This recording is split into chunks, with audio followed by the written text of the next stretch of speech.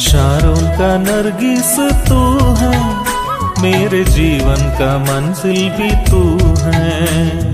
घाटियों का शोषण भी तू है, मेरी आनंद का सोता भी तू है। शारोन का नरगिस तू है, मेरे जीवन का मंजिल भी तू है। घाटियों का शोषण भी तू है, मेरी आनंद का सोता प्रभु यीशु मसीह के सर्वश्रेष्ठ नाम में आराधनात्मक मनन के सभी श्रोताओं को मेरा प्रेम भरा अभिवादन। आज के मनन के लिए हम उत्पत्ति की पुस्तक की ओर बढ़ने वाले हैं। उत्पत्ति की पुस्तक में हमें परमेश्वर के गुण, परमेश्वर के चरित्र, उसके कार्य और मनुष्य के प्रति उसका प्रेम और न्याय पढ़ने को मिलता है। इतना ही नहीं, हमें इस पुस्तक में उपदेशों का परिचय, नियमों का परिचय, विधियों का परिचय और सिद्धांतों का परिचय भी प्राप्त होता है। उत्पत्ति के पहले अध्याय में परमेश्वर ने किस प्रकार से शून्य से इस संसार की रचना की हम देख सकते हैं। 6 दिनों में परमेश्वर ने इस संसार की रचना पूरी की। 6वें दिन परमेश्वर ने मनुष्य को अपने समानता के अनुसार, 6वें दिन परमेश्वर ने मनुष्य को अपने स्वरूप के अनुसार अपनी समानता में बनाया। कैसे? परमेश्वर ने मनुष्य को भूमि की मिट्टी से रचा और उसके नथनों में जीवन का श्वास फूंक दिया और मनुष्य अर्थात आदम जीवित प्राणी बन गया। जिस मनुष्य को परमेश्वर ने रचा, परमेश्वर ने उसके लिए एक वाटिका लगाई और उसमें उसे रखा, उसे आज्ञा दी कि वह उस वाटिका में काम करे और उसकी रक्षा करे। परंतु उसके साथ परमेश्वर ने एक आज्ञा भी उसे दी। परमेश्वर ने उससे कहा, तू वाटिका के सब वृक्षों का फल बिना खटके खा सकता है, पर भले या बुरे के ज्ञान का जो वृक्ष है उसका फल तू कभी ना खाना, क्योंकि जिस दिन तू उसका फल खाएगा उसी दिन अवश्य मर जाएगा। उस वाटिका में परमेश्वर ने आदम की ओर देखा और देखा कि वह अकेला है और परमेश्वर को आदम का अकेला रहना अच्छा नहीं लगा। इसीलिए परमेश्वर ने उसके लिए एक सहायक बनाया, अर्थात उसकी पत्नी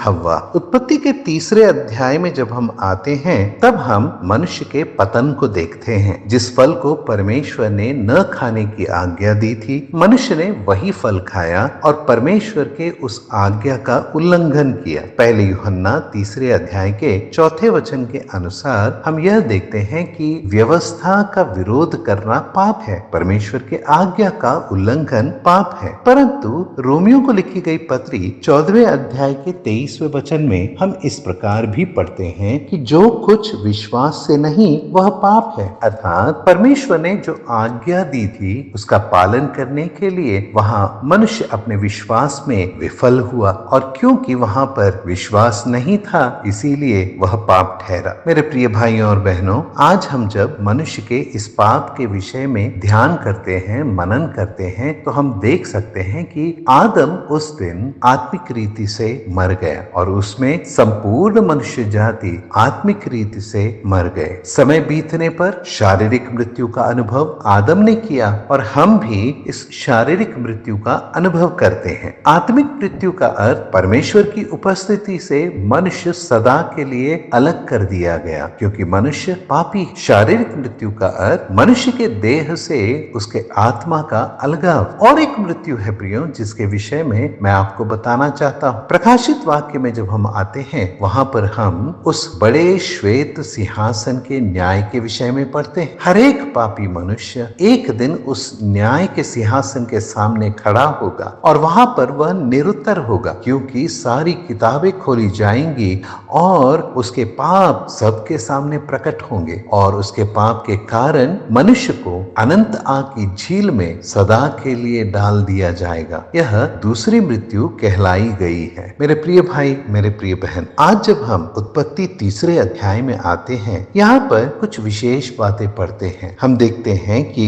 मनुष्य परमेश्वर से डर कर छिप गया। तब उत्पत्ति तीसरे अध्याय के 9वें वचन में हम इस प्रकार पढ़ते हैं, तब यहोवा परमेश्वर ने पुकार कर आदम से पूछा, तू कहाँ है? मेरे प्रिय भाइयों और बहनों, यह प्रश्न आज हम सभी के लिए है। तू कहाँ है? यह परमेश्वर का प्रश्न है। मनुष्य के पाप का यह परिणाम है कि उत्पत्ति तीसरे अध्याय के 8वें वचन में हम पढ़ते हैं, उस फल के खाने के बाद आदम और हव्वा के आंखें खुल गई और उनको मालूम हुआ कि वे नंगे हैं। इसलिए उन्होंने अंजीर के पत्ते जोड़ जोड़ कर लंगोट बना लिए। अर्थात पाप मनुष्य के जीवन में शर्म उत्पन्न करता है। वे पहले भी नंगे थे, परंतु एक दूसरे से लज्जाते नहीं थे, परंतु अब उस फल के खाने के कारण पाप उनके जीवन में प्रवेश किया और पाप उनके जीवन में वह शर्म ले आया है जिसका उन्होंने कभी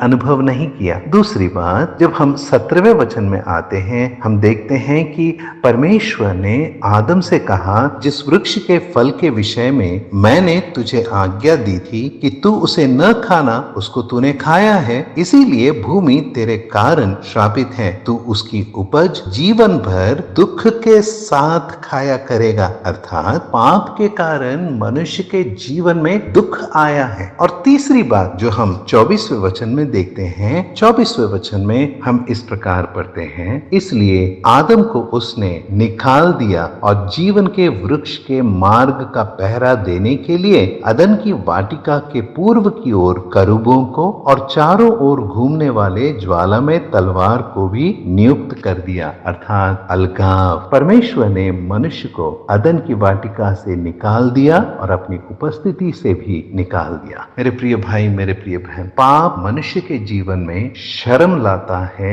दुख लाता है और परमेश्वर से अलगाव लाता है। इस अलगाव के कारण प्रियो, परमेश्वर जब उस वाटिका में आया तब आदम परमेश्वर से डर गया और वह पेड़ के पीछे छिप गया। तब परमेश्वर ने पुकार कर उससे पूछा, तू कहाँ है? यह प्रश्न परमेश्वर ने इसलिए पूछा क्योंकि आदम उस जगह था जहां उसे नहीं होना चाहिए था। अर्थात वह शर्म के कारण उस पेड़ के पीछे छुपा हुआ था, जबकि उसे परमेश्वर की उपस्थिति में होना था। परमेश्वर के आज्ञा के उल्लंघन करने के कारण परमेश्वर के साथ मनुष्य की सहभागिता टूट गई, मनुष्य का संबंध टूट गया और वह समानता उसने खो दी। परंतु परमेश्वर कितना दयालु है, परमेश्वर कितना अनुग्रहकारी है, वह मनुष्य को खोजते आया। प्रियो, उस दिन परमेश्वर अदन की वाटिका में आदम के पास आया, परंतु आदम तो पेड़ के पीछे परमेश्वर से छिप गया। जब हम नए नियम में आते हैं, हम देखते हैं प्रभु यीशु मसीह आपके लिए, मेरे लिए इस संसार में आया। उसका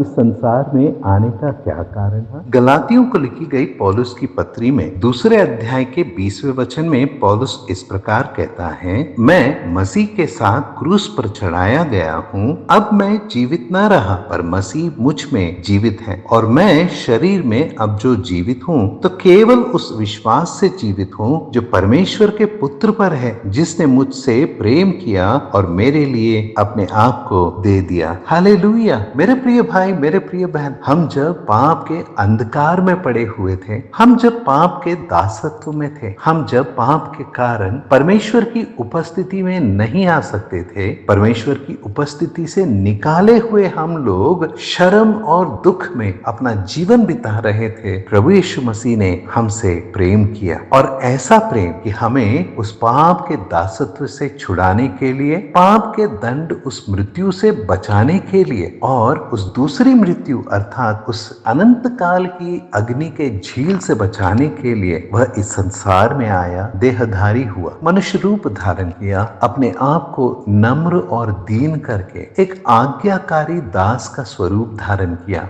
ऐसा आज्ञाकारी उसने क्रूस की मृत्यु भी सह ली। आपके और मेरे पापों के बोझ को उठाए उस कलवरी के क्रूस पर वह चढ़ गया। मेरे प्रिय भाई, मेरे प्रिय बहन, आप और मैं अधर्मी हैं। हम अधर्मियों के लिए वह धर्मी उस काठ पर शापित ठहरा, अपराधियों के संग गिना गया। वह निर्दोष निष्कलंक होकर भी हमारे बदले उस कलवरी के क्रूस पर हमारे सारे दंड को सह लिया। क्या हम मनुष्य कभी स्वयं अपने पापों का प्रायश्चित कर सकते थे? नहीं ना। हम कैसे परमेश्वर को प्रसन्न कर सकते थे? कभी नहीं, क्योंकि हम तो पापी थे। परंतु हमारा प्रभु यीशु मसीह निर्दोष निष्कलंक होकर भी उस कलवरी के क्रूस पर अपना बहुमूल्य लहू बहाया। और इसी कारण पौलुस रोमियो को लिखी गई पत्री 3 अध्याय के 25वें वचन में कहता है, उसे परमेश्वर ने उसके लहू के कारण एक ऐसा प्रायश्चित ठहराया जो विश्वास करने से कार्यकारी होता है। मेरे प्रिय भाई, मेरे प्रिय बहन, हम जो प्रभु यीशु मसीह पर विश्वास रखे हैं, प्रभु यीशु मसीह हमारे लिए प्रायश्चित ठहरा है। प्रभु यीशु मसीह में परमेश्वर ने हमें स्वीकार किया है। प्रभु यीशु मसीह में हम अब परमेश्वर के संतान है। इसीलिए रोमियो को लिखी गई पत्री 8वें अध्याय के पहले वचन में पौलुस कहता है, अब जो मसीह यीशु में हैं, उन पर दंड की आज्ञा नहीं। हाँ मेरे प्रिय भाई, मेरे प्रिय बहन, हम परमेश्वर का धन्यवाद करें उस प्रभु यीशु मसीह के लिए जो हमारे लिए इस संसार में देहधारी हुआ, हमारे ही लिए वह उस कलवरी के क्रूस पर बलिदान हुआ। और इन सब के पीछे एक ही कारण, परमेश्वर ने उस दिन आदम को खोजा, आज प्रभु यीशु मसीह ने इस संसार में आकर हमें खोजा। हम जो उस पर विश्वास करते हैं, आज हम प्रभु यीशु मसीह में हैं। यह प्रश्न जब हमारे लिए पूछा जाए, तू कहाँ है, तो हमारे पास एक ही उत्तर है, मैं तो मसीह में हूँ। कितना ये धन्य सौभाग्य है, ये कितना बड़ा आनंद है कि हम प्रभु में हैं, कि हम प्रभु के हैं। मेरे प्रिय भाई, मेरे प्रिय बहन, आज आराधना के दिन इस बात को स्मरण करते हुए आइए हम परमेश्वर का धन्यवाद करें, उसकी आराधना करें और उसके पुत्र प्रभु यीशु मसीह को चूमे, क्योंकि आत्मा दूसरे भजन के 12वें वचन में हमसे यही कहता है, पुत्र को चूमो। महिमा, आदर, गौरव, सम्मान प्रभु यीशु मसीह के मधुर और मीठे नाम में परमेश्वर पिता को मिले। आमीन। तू ही है अब मेरी आशा, नहीं मुझको अब बिल्कुल निराशा। तू ही है अब मेरी आशा, नहीं मुझको बिल्कुल निराशा। तेरी वादा है मेरी यादों में कि मैं आऊंगा जल्दी मेघों में। तेरी वादा है मेरी यादों में कि मैं आऊंगा जल्दी मेघों में। शारोन का नरगिस तू है, मेरे जीवन का मंजिल भी तू है। घाटियों का शोषण भी तू है, मेरी आनंद का सोता भी तू है। शारोन का नरगिस तू है, मेरे जीवन का मंजिल भी तू है। घाटियों का शोषण भी तू है, मेरी आनंद का सोता भी तू